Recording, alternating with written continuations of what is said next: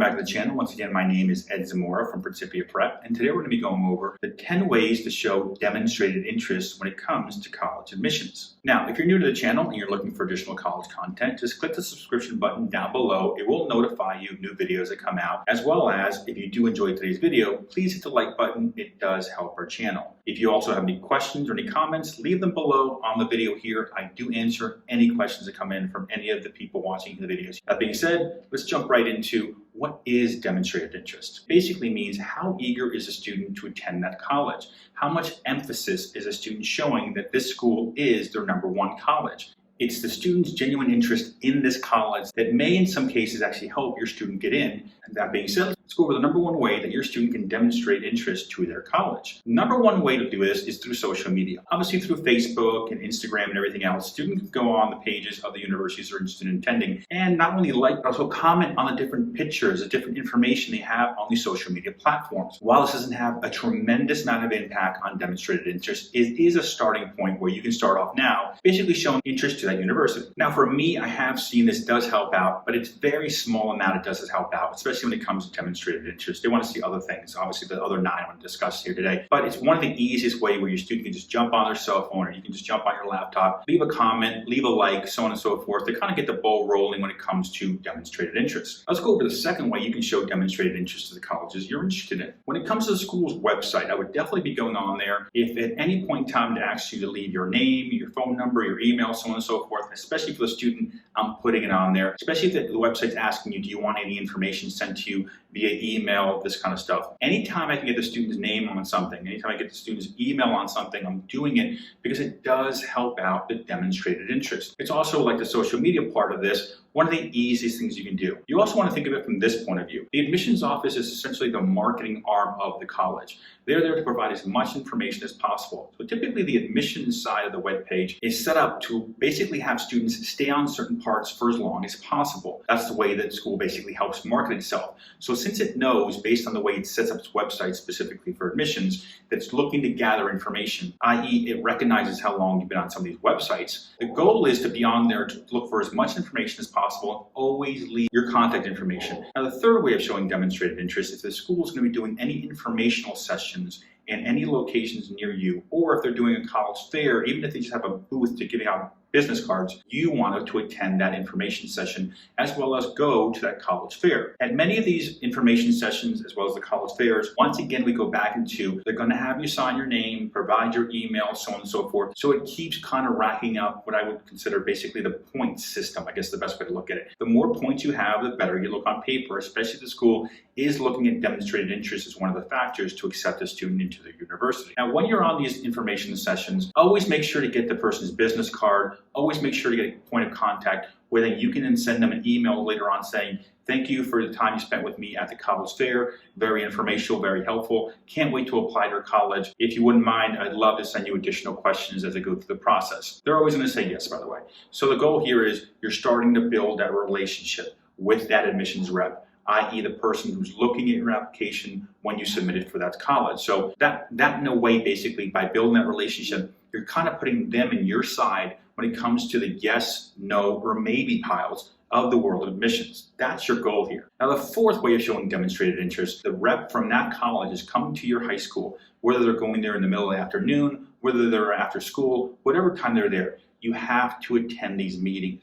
Typically the meetings are 30 minutes long, 45 minutes long, sometimes an hour. They're really not that long to begin with. But if the rep from your college that you're really interested in going to, especially if it's a more difficult school to get into, a reach college, something you're going to have to either show demonstrated interest or kind of push a little bit more on the envelope to get you in, you have to go to these things. Especially if the person's going to your high school. They're already there. Unless something big is happening or unless something big happened, and if you don't attend that meeting, it does not look good, especially from a demonstrated interest point of view. Now, number 5, which has obviously become very popular nowadays with everything going on, the webinar. If the school is providing a webinar, you have to attend. You don't have to show your picture, obviously, but you have to log in, you have to register. It does help your situation. It shows them, once again, not only demonstrated interest, but you're doing everything you can in your power to try to get as much information from that college as possible. This is especially important if you can't go visit the school because it's very far away. If you can't do that, you have to do the webinars. Now, many schools, if you go on their admissions web pages,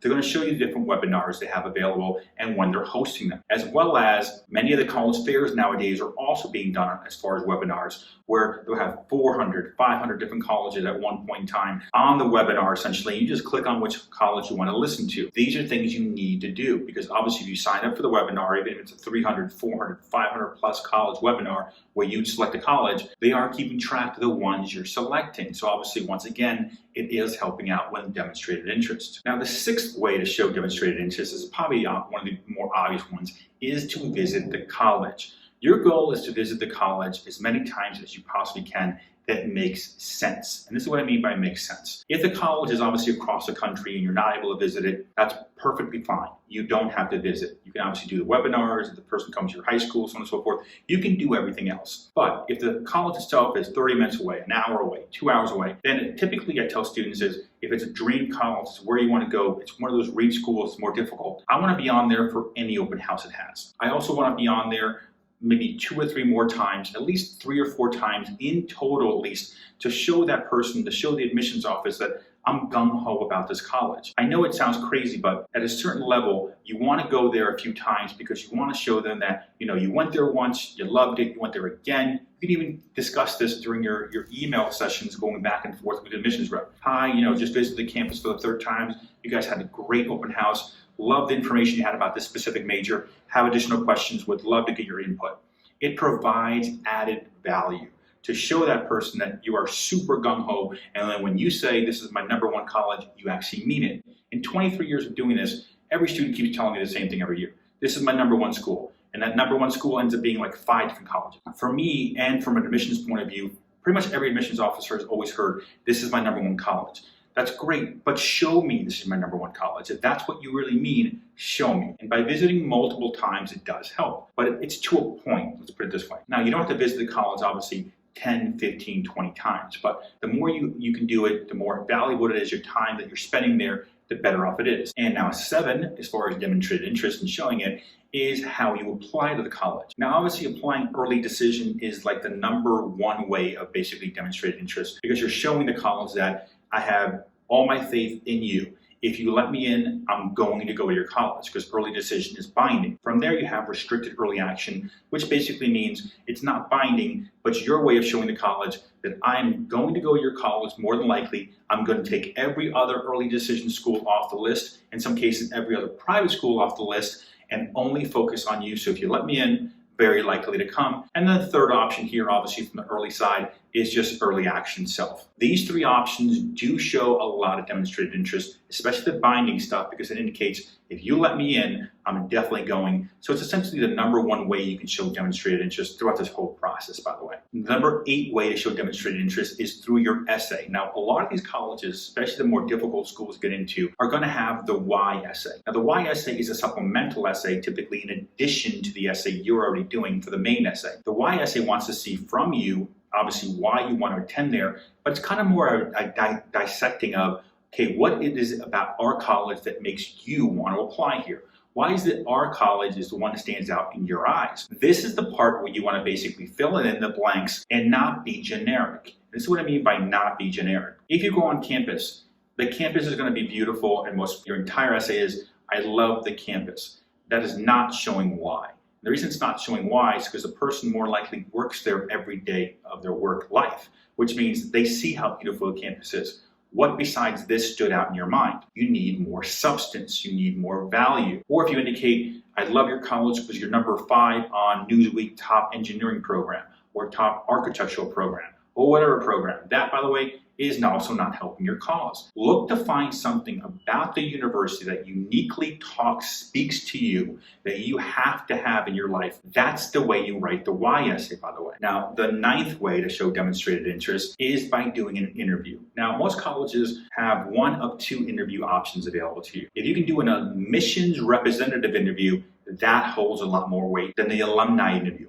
That doesn't mean, though, you don't do the alumni interview because you couldn't do the admissions interview. You do either one that's available to you. And this is why. By doing the interview with the alumni, it does show demonstrated interest. It shows that you are doing whatever you can with the help of their alumni to go in there and ask as many questions, take their time as well as your time to find valuable information about that college. It holds very little weight, though, to be honest with you, from an admissions point of view of pushing into the yes pile or the no pile. But from a demonstrated interest point of view, I would definitely do it. If you look down here below in the description, I do have a video just about doing the alumni interview. Here on YouTube, I have another video just about that and the benefits of it. So if you want to get more information, just click down below the video we have here about the admissions interviews as well. It will help your cause. And the final and last way of essentially showing demonstrated interest is building the relationship with the admissions officer, which is basically done by all the different steps I just told you about before. From asking for information on the webinars to also doing the open houses and college fairs, meeting that individual at the high school if they're going there. Anything you can do to interact with this person is key. Remember, what many families don't consider, what many students don't consider, is the one factor that you can basically push to be in your corner is the admissions rep. They're the one human component in this entire process. Your grades are your grades. Your test scores are your test scores. The classes you took are the classes you took. These things can't be adjusted, changed, etc. But if you can get that person on your side, if you can get them to basically be rooting for you because you've gone to all open houses, the college fairs, did the webinars, you've emailed them, you've thanked them, you've asked them questions, they know you on a first name basis. This is the key here, the relationship building to hopefully push you in some cases into that yes pile. Now, all that being said, if you enjoyed today's video, please click the subscription button. Also, if you have any questions, you can leave them in the comment section down below. I will answer any questions you have. As well as on the screen, you can see our contact information. If you do need help throughout the process, or you just like our monthly newsletter, just shoot us an email and we'll be able to send you the monthly newsletter. Just let us know what high school you're from as well as your student's grade level, because each monthly newsletter is grade specific. Other than that, thank you for tuning in. Once again, my name is Ed Zamora from Principia Prep.